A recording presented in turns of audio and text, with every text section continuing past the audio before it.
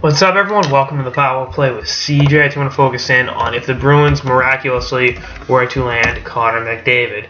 Now, lottery long shots have happened. My favorite one is a couple years ago in the NBA. The Bulls getting Derrick Rose. The Bulls have fallen on awful TV ratings. We're kind of becoming irrelevant in the market. And then, the best player in the draft happens to be a local kid. And they had a 2% chance of landing him. Something about that reeks of David Stern. Having a hand in it, I should say. But the Boston Bruins right now have a 1% chance of getting Connor McDavid.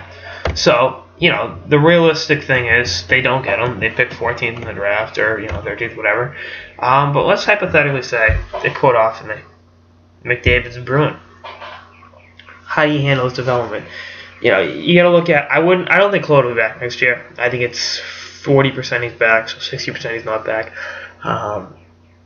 You get yourself a young coach, maybe like a Danny Bilesman type. I don't think they go after Mike Babcock. I think they go after him, but I think if he leaves Detroit, it's not going to be for Boston.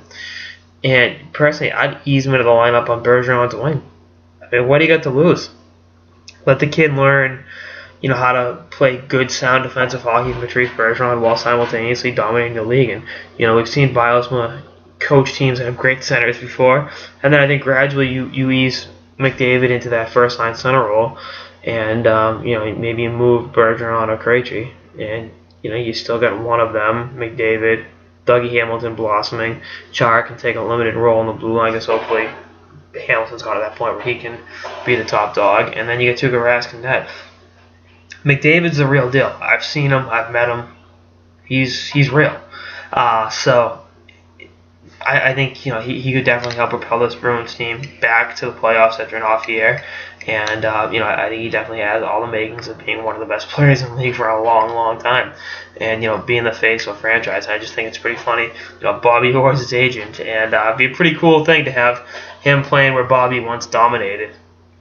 And, again, I think ease them into, if the Bruins were to land up, they still have a veteran land team. The Bruins still they're not a crap team. You can ease this kid into the lineup and not hurt his, and I think it'd be beneficial to his development. Have him play in different situations. Have him learn how to be, a little more responsible defensively. What it takes to be a two-way player in the NHL while simultaneously putting up gaudy offensive numbers. If I was whoever the Bruins head coach is next year, my thing with him would be, you play our system inside the red line. Once you get it over the red line, do whatever you want to do, kid.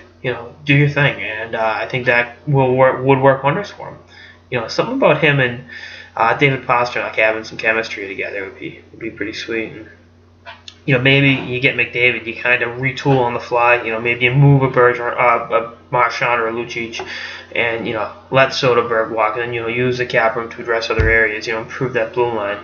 And see what happens. Definitely a very, very intriguing situation, and we'll see what happens. 1%. We are the 1%. Give us Connor McDavid. So we'll see how it shakes out. Anyway, that's all I got sort of the Power Play with CJ. So 2 episodes for the playoffs and beyond. Later, guys.